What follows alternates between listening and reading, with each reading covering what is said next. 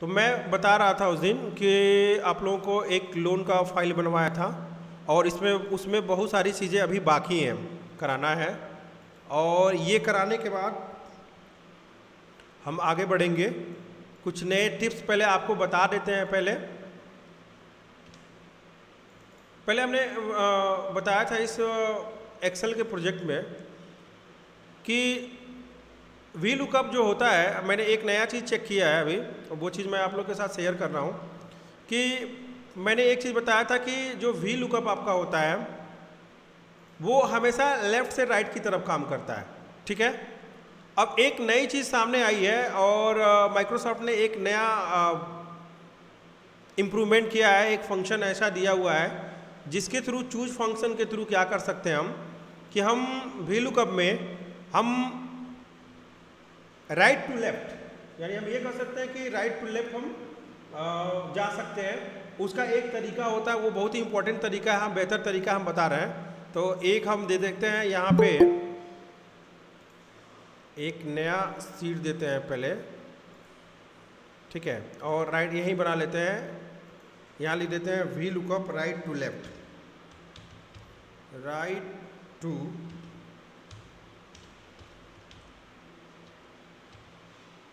Left. Okay.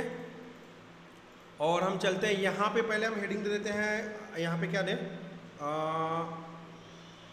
Mobile number दे देते हैं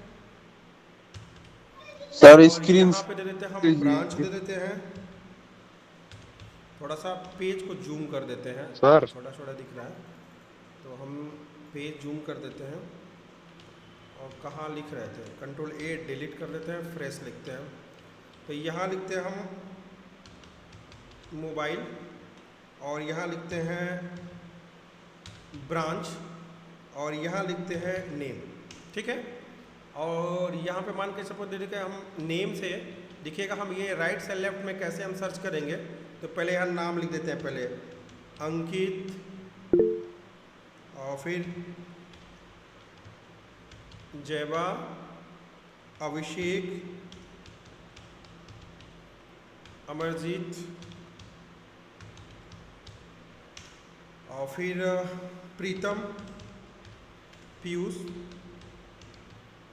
ऐसे नाम हो गए। अब ब्रांच दे देते हैं, जैसे मान लीजिए कि BCA और यहाँ दे देते हैं BBA, यहाँ दे देते हैं BCA, यहाँ दे देते हैं CSC, यहाँ भी दे देते हैं CSC, यहाँ दे देते हैं BCA। ओके। और कॉन्टैक्ट नंबर देखिए 1212, ये कॉन्टैक्ट नंबर रैंडम में हम दे देते हैं एक।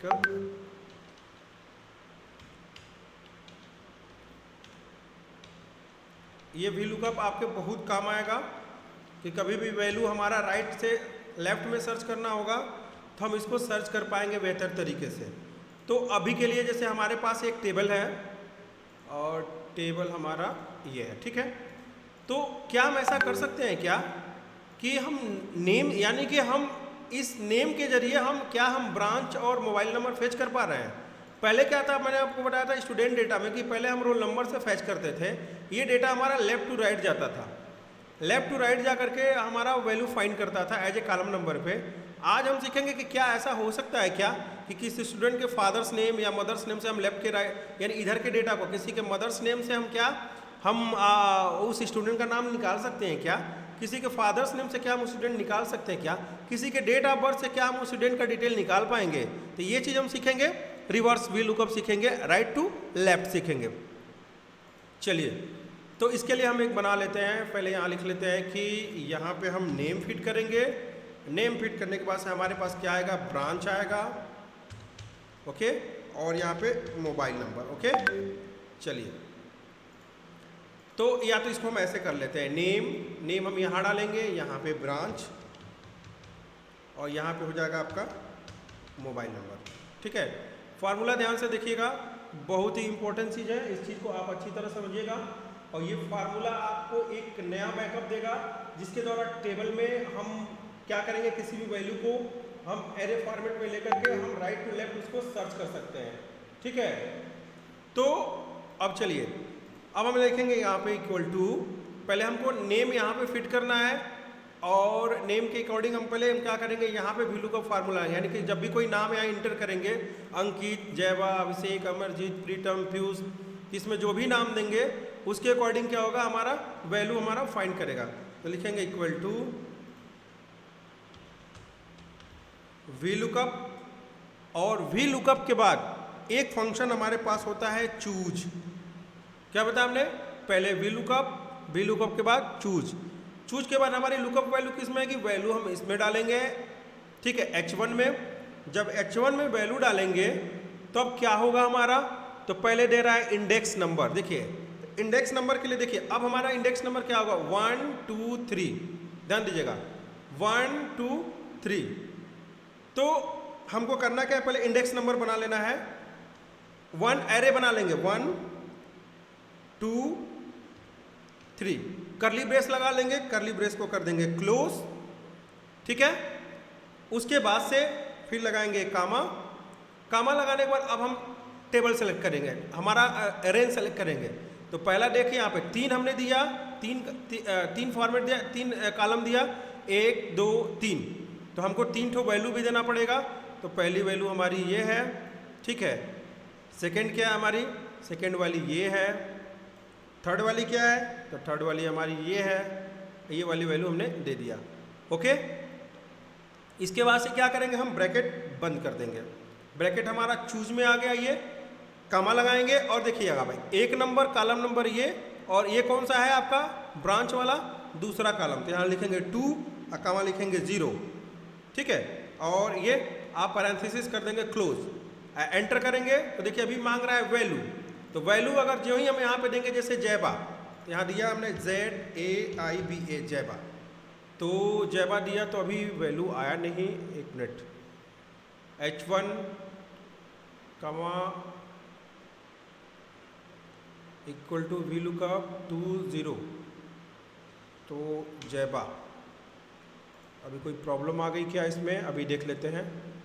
तो अभी के लिए तो फिर से एक बार हम लोग के फार्मूला रिवाइंड करते हैं, पहले वी लुकअप लगाया, फिर लगाया चूज के बाद हम H1 में नाम देंगे, फिर हमारा एरे फॉर्मेट बनेगा, फिर कामा E2 से, ठीक है, E7, फिर हमारा D2 से D7, C2 से 7 2 0। फार्मूला तो हमारा क्लियर लग रहा है, बट वैल्यू नहीं आ रही है। तो एक बार हम फार्मूला को एक बार फिर से इरेज करते हैं और एक बार फिर से चलते हैं, इक्वल टू वी लुकअप, फिर देंगे चूज के बाद हम देंगे लुकअप वैल्यू, कामा, ठीक है।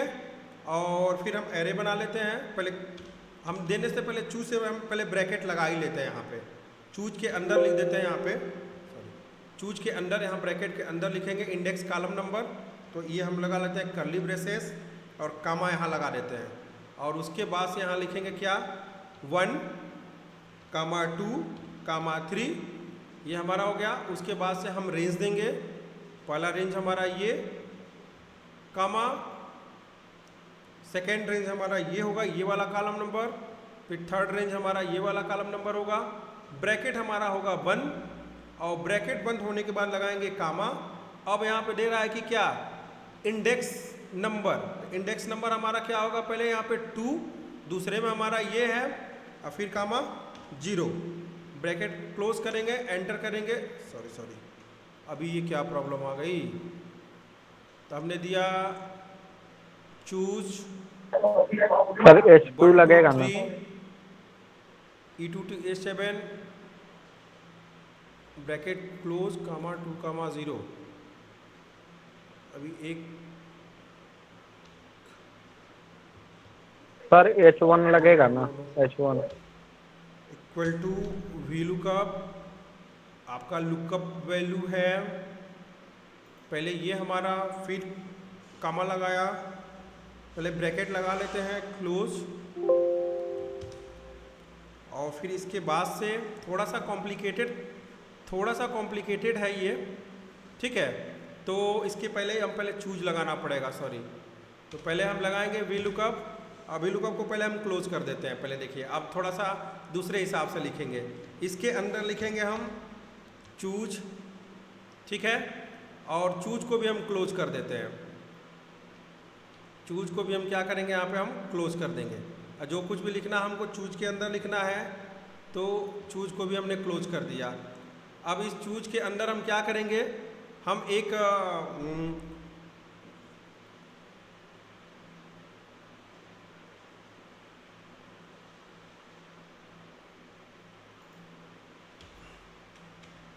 वी लुकअप वैल्यू कामा चूज, और चूज में हम देंगे इंडेक्स नंबर। इंडेक्स नंबर में हम बनाएंगे अपना एरे इंडेक्स नंबर 1 कामा 2 कामा 3, और फिर उसके बाद से हम लगाएंगे यहाँ पे कामा।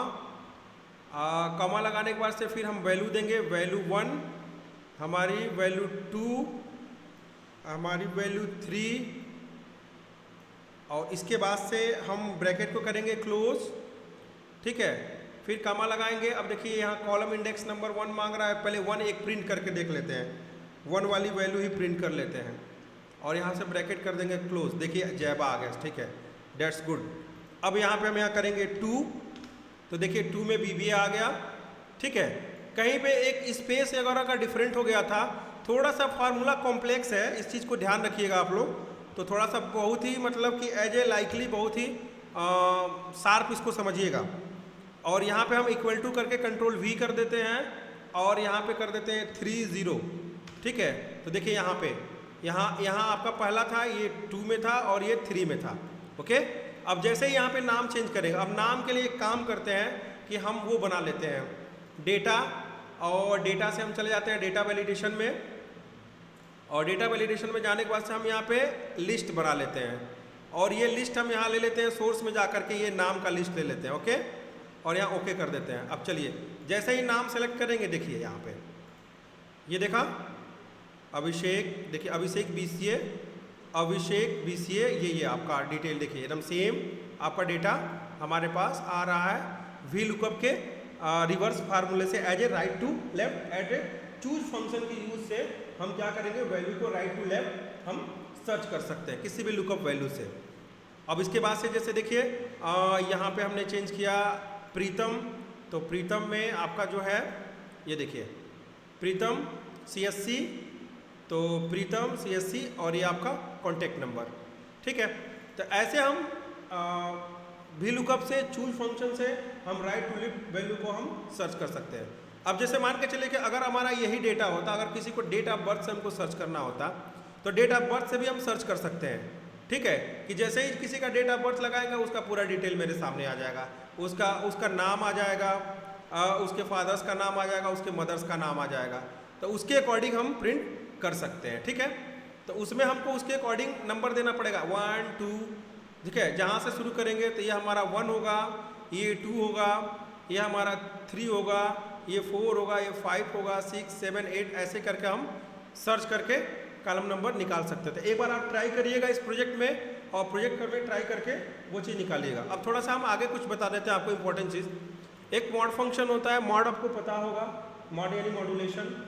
जैसे मान के चलिए कि अगर इक्वल टू 5/5 अगर हम लिखते हैं, तो हमारे पास एक जो आता है वो हमारा भागफल होता है, लेकिन इसके पीछे जो आता है, जैसे मान के चलिए सिंपल हम अगर हम डिवाइड करते हैं, ध्यान दीजिए, अगर सिंपल हम डिवाइड करते हैं, तो अगर मान के चलिए कि अगर हम लिखते हैं कि 5/5, तो 5/5 का मतलब अगर हम जो सिंपल भाग का अगर फार्मूला अगर हम पढ़ते हैं, तो हमारा क्या होता है, जैसे ऐसे ये हम कर देते हैं, ठीक है।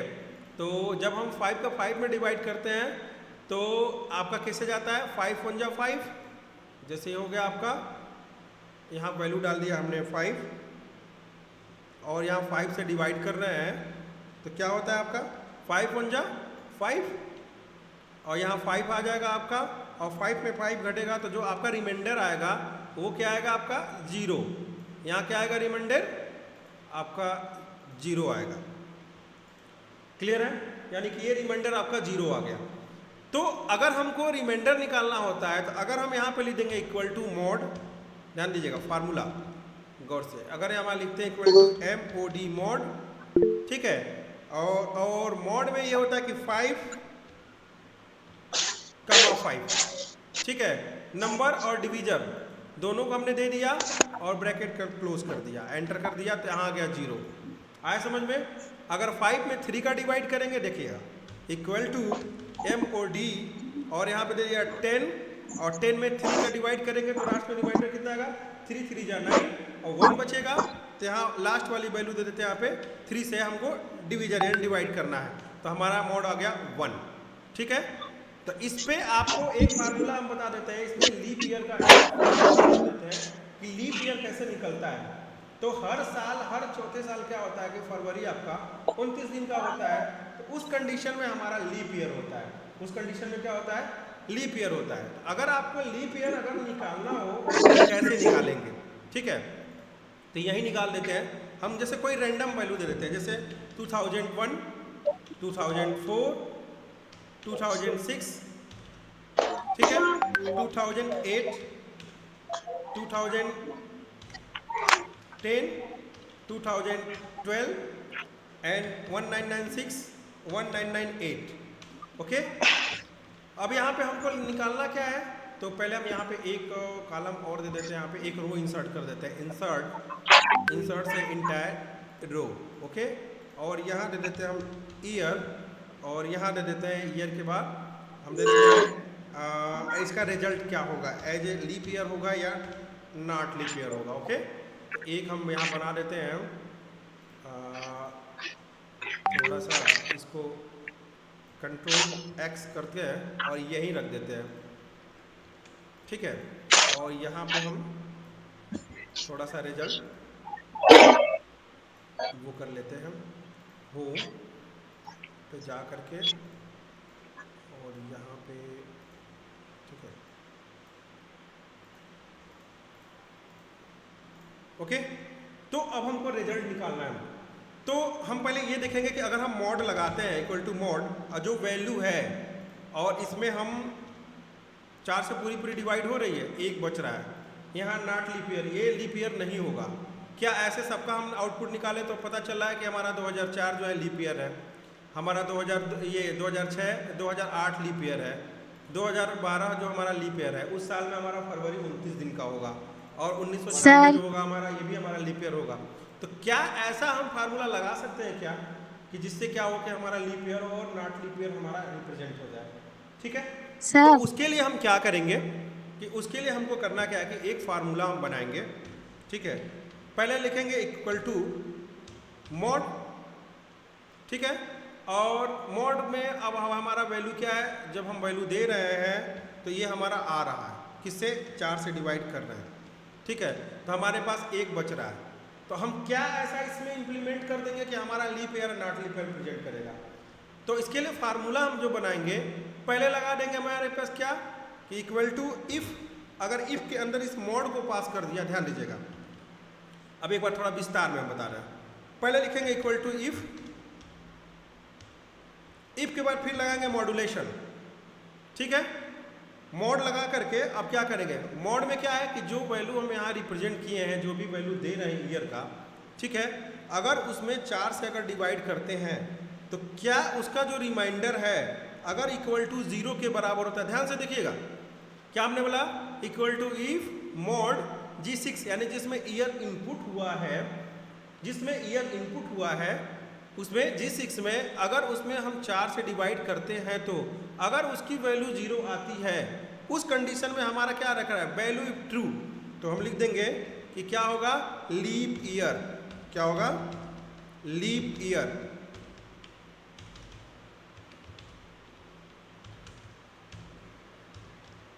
ओके, डबल कोट बंद कर देंगे, और फॉल्स कंडीशन में क्या पास कर देंगे, नॉट लीप ईयर।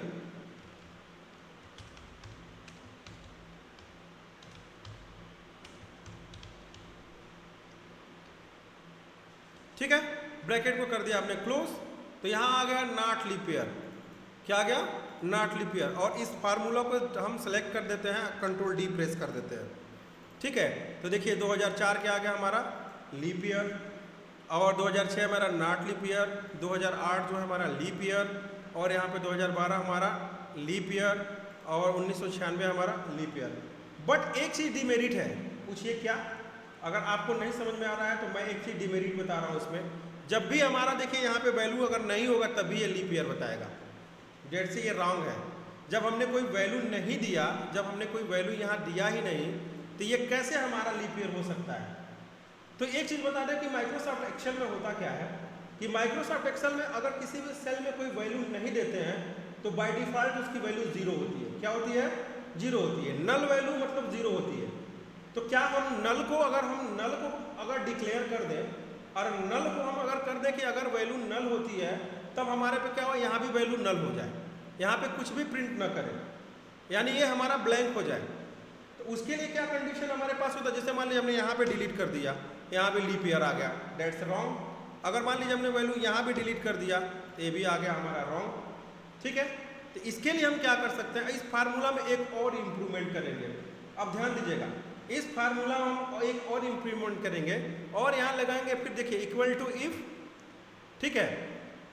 पहले क्या लिखाएंगे, इक्वल टू इफ, और जो हमारी वैल्यू, जो इसमें जो वैल्यू रिप्रेजेंट कर रही है, ध्यान दीजिएगा, जो वैल्यू यहाँ पे डबल कोट क्लिक कर देते हैं, अगर लगाएंगे इक्वल टू इफ, और इफ के पहले अगर हम लगाएंगे यहाँ पे एक ब्रैकेट और लगा देते हैं, ठीक है, इक्वल टू इफ, अगर जो ये हमारी वैल्यू जो है अगर इक्वल टू अगर ब्लैंक होती है तो ब्लैंक का मतलब नल होती है, हमने डबल कोट लगा दिया, तब तो हमारा क्या होगा, नल वैल्यू ही प्रिंट करेगा, बस हो गया। अगर ये नल होती है तो नल प्रिंट करेगा, नहीं तो मॉड्यूलेशन अगर जीरो के बराबर होगा तो हमारा लीप ईयर प्रिंट करेगा, नहीं तो नॉट लीप ईयर प्रिंट करेगा। एक मिनट, तो यहाँ पे बोल रहा है कि अगर G6 इक्वल टू नल तब तो नल, और नहीं तो फिर यहाँ इफ लगा देंगे, ठीक है। इफ लगा के यहाँ पे इफ का एक ब्रैकेट लगा देंगे, क्योंकि दो हमारे पास एक कंडीशन हो रहा है, तो यहाँ एंटर कर देंगे। देखिए अब यहाँ वैल्यू ब्लैंक हो गई। अब जैसे लगाएंगे 2000, देखिए अब आ गया। अब यहाँ जैसे वैल्यू लगाएंगे हम यहाँ पे मान के चलिए कि यहाँ पे अब फार्मूला हमारा यहाँ वो कर देते हैं, सेलेक्ट करके कंट्रोल डी प्रेस कर देते हैं। अब देखिए जहाँ वैल्यू नहीं है वहाँ ब्लैंक हो गई, जहाँ वैल्यू नहीं है वहाँ ब्लैंक हो गई। और जैसे ही दे लेंगे हम मान के चलिए 2024, आने वाला 2024 ये लीप ईयर में होगा हमारा, ठीक है। 2028 क्या होगा हमारा, लीप ईयर होगा। तो ऐसे हम लीप ईयर का फार्मूला बना सकते हैं एज ए मॉड फंक्शन से। और सर एक बार फॉर्मूला फिर से दिखा दीजिएगा। वैल्यू बताया, नल बहुत ही इंपॉर्टेंट होता है। नल की वजह से कभी कभी क्या होता है, वॉवेल कॉन्सोनेंट भी फॉल्स आएगा। चलिए एक इसका भी एग्जांपल हम बता देते हैं कि वॉवेल कॉन्सोनेंट का फॉल्स आने का कारण क्या होता है, ठीक है। तो एक बार जैसे सर एक बार फॉर्मूला दिखा दीजिए। कॉन्सोनेंट को भी प्रिंट करना चाहे, एक सिंपल वैल्यू अगर हम ए दे देते हैं, देखिए क्या हमारे पास आएगा। तो एक बार हम यहाँ दे देते हैं, यहाँ पे अल्फ़ाबेट दे देते हैं, यहाँ लिख देते हैं कि अल्फ़ा। ये बहुत ही इंपॉर्टेंट टिप्स है, इन सब चीज़ों को आप रिवाइज करिएगा बढ़िया से, ये आपके बहुत काम आएगा फ्यूचर में। तो यहाँ पे अगर हमने लिख दिया अल्फ़ाबेट और यहाँ दे दिया हमने वॉवेल ऑब्लिक कॉन्सोनेंट। तो वॉवेल कॉन्सोनेंट कैसे हम प्रिंट कराते हैं, तो आप लोगों ने पढ़ा होगा कि जैसे मान के चले अगर हम यहाँ पे ए देते हैं स्मॉल, तो देखिए माइक्रोसॉफ्ट एक्सेल जो होता है ना वो केस सेंसिटिव नहीं होता है। पहला चीज़ केस सेंसिटिव नहीं होता है, कुछ केस में केस सेंसिटिव नहीं होता है बाय डिफ़ॉल्ट उसको केस सेंसिटिव बना सकते हैं, बट बाय डिफ़ॉल्ट क्या होता है, केस सेंसिटिव नहीं होता है। तो अगर मान के चले अगर हम कैपिटल ए लिखें तभी हमारा वही रहेगा, अगर हम स्मॉल ए लिखते हैं तभी हमारी वैल्यू वही रहेगी, ठीक है। तो अगर मान के चले अगर हमने लिखा इक्वल टू, देखिएगा इफ़, अगर हमारा जो वैल्यू अगर मान के चलिए इसमें क्या है J3, तो J3 इक्वल टू किसके बराबर हो, अगर ए के बराबर हो, कैपिटल या स्मॉल कोई फर्क नहीं पड़ता है, तब क्या होगा हमारा वॉवेल होगा, और नहीं तो क्या होगा बाय डिफ़ॉल्ट में कॉन्सोनेंट होगा। क्या होगा, कॉन्सोनेंट होगा, ओके। एंटर कर दिया, अभी तो ये वॉवेल प्रिंट कर रहा है, ये देखिए अभी तो यहाँ एक वॉवेल प्रिंट कर रहा है, बट अगर मान के चलेगा अगर ए डिलीट कर दिया तो कॉन्सोनेंट प्रिंट कर देगा। अब ये कौन सी समस्या है कि अगर हमने यहाँ वैल्यू दिया नहीं तो ये कॉन्सोनेंट फॉल्स में कैसे प्रिंट कर सकता है। तो ये चीज़ आपका आइडिया रॉन्ग हो जाएगा। अगर कोई फार्मूला आप बनाते हो तो ये वहाँ पे आपके लिए क्रॉस हो जाएगा। अगर कोई आपसे पूछ देता कि भाई ऐसे कैसे हो सकता है, ये चीज़ ऐसे कैसे हो सकता है कि आपके पास अगर वैल्यू नहीं है तो कैसे ये हमारा कॉन्सोनेंट प्रिंट कर सकता है। उस कंडीशन में आप फार्मूला इम्प्रूवमेंट करोगे, क्या करोगे कि अब यहाँ पे लिखोगे इक्वल टू, फिर लिखोगे इफ़, ध्यान दीजिएगा, फिर यहाँ लगाओगे इफ़, और इफ़ में लगाओगे क्या कि अगर हमारा J3 इक्वल टू, अगर हमारा ब्लैंक होता है तब हमारे पास सिर्फ ब्लैंक हो, ठीक है, अकामा लगा के यहाँ पे क्लोज कर दीजिए। अब इस कंडीशन में देखिए हमारे पास कुछ भी नहीं प्रिंट होगा, देखिए एकदम खाली हो गया। अब जैसे ए प्रिंट करेंगे, देखिए यहाँ अल्फ़ाबेट लिखा तो ये तो कॉन्सोनेंट होगा, बट ए हमारा क्या होगा, वावेल होगा, देखिए। और अगर हम मान के चले कि स्मॉल ए भी लिखते हैं, ठीक है, तो तभी हमारा क्या होगा, वावेल रहेगा। तो वावेल और कॉन्सोनेंट के लिए पूरा बी लिखेंगे, अभी देखिए ए ई लिखेंगे तो अभी लिखेगा क्या, कॉन्सोनेंट, क्योंकि हमने क्या किया इसमें फंक्शन बढ़ाया नहीं है, हमने फार्मूला बढ़ाया नहीं है। आगे आपको पढ़ाए भी हैं कि कैसे आप अल्फ़ाबेट बना करके और बाकी के 5 को आप ट्रू कंडीशन में पास करके और कॉन्सोनेंट को फॉल्स कंडीशन में पास कर सकते हो, ठीक है। तो एक इसको भी ट्राई करिएगा कि ए ई आई ओ यू दबाने पे हमारा वावेल प्रिंट करे, और हमारा और बाकी चीज़ें B C D F G ये सब डालने पे हमारा कॉन्सोनेंट प्रिंट करे। तो एक इसको भी चेक कर लीजिएगा। तब तक के लिए bye bye, good night. Sir leap year का फॉर्मूला एक बार दिखा देते।